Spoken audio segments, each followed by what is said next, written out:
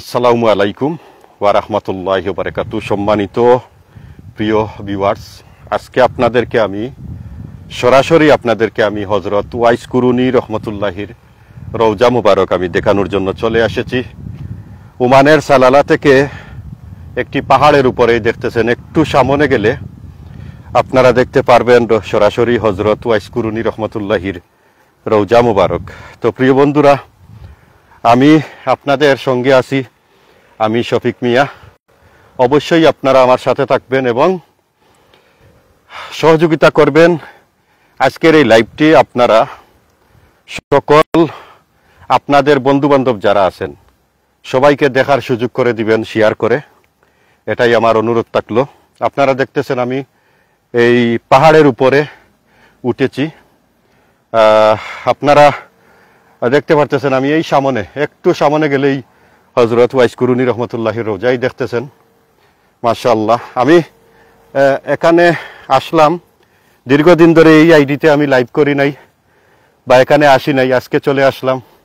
তার আগেই দেখেন চতুর্দিকে পাহাড় আর পাহাড়।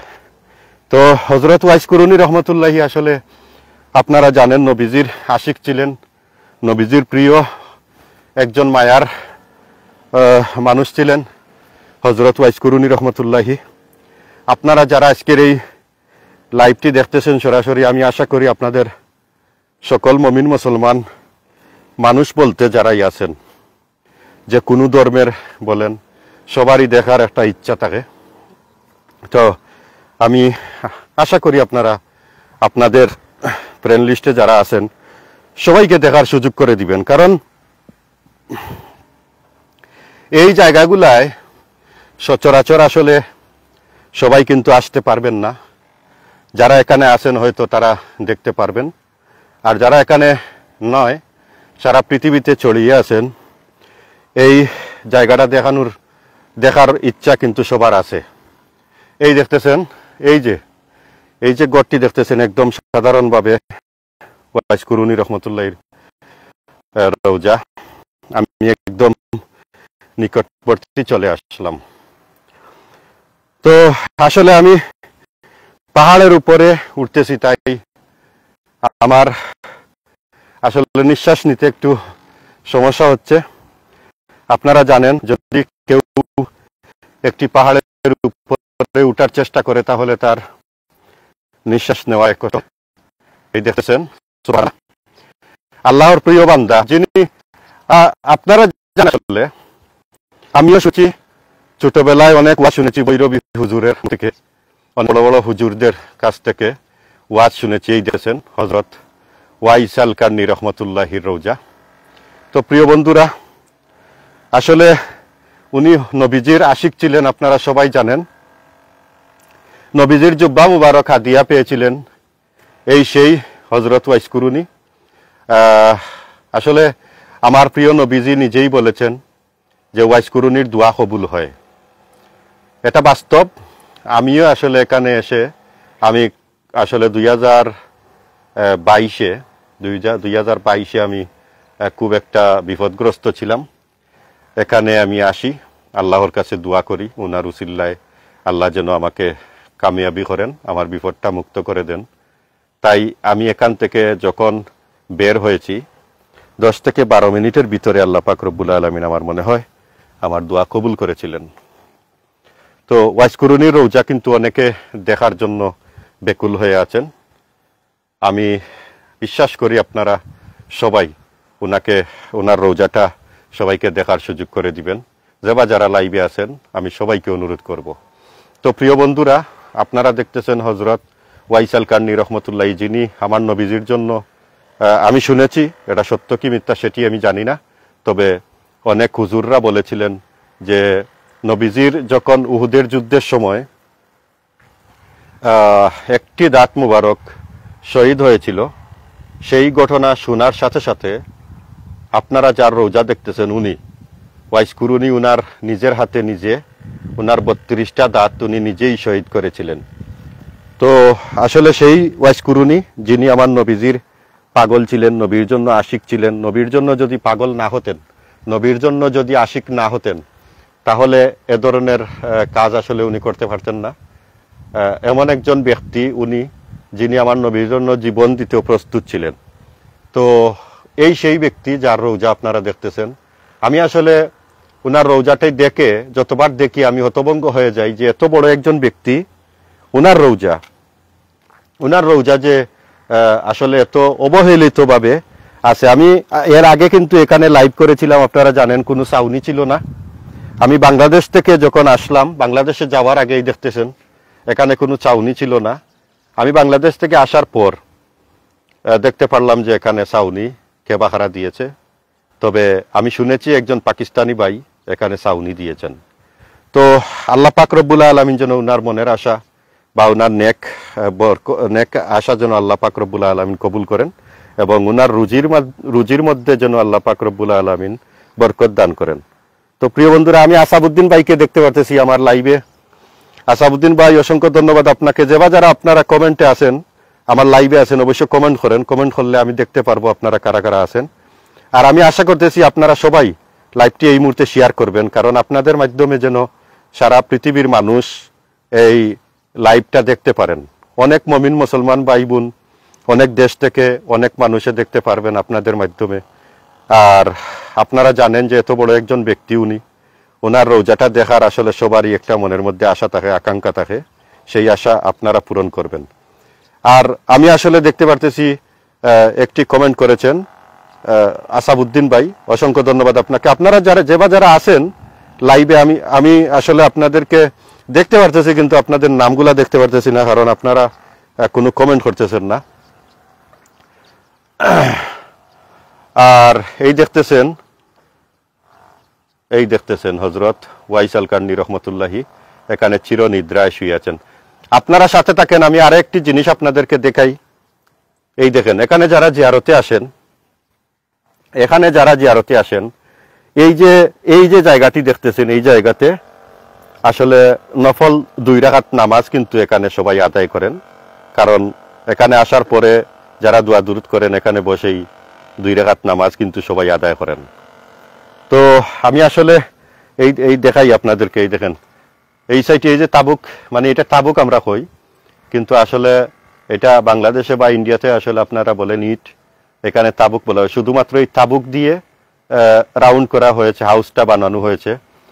আপনারা চিন্তা করেন একবার, আমাদের দেশে বা পাকিস্তানে অথবা ইন্ডিয়াতে আসলে যত রৌজা আছে বড় বড় অলিয়া উলিয়াদের, আমি দেখি যে জকজকপূর্ণ জাকজমক ভাবে মানে রৌজাগুলা তৈরি করা হয়। কিন্তু এই আরব দেশে আমরা একটা জিনিস দেখলাম যে যত বড় ব্যক্তি হন না কেন, ওনারা কিন্তু এভাবে কিছুই করেন না।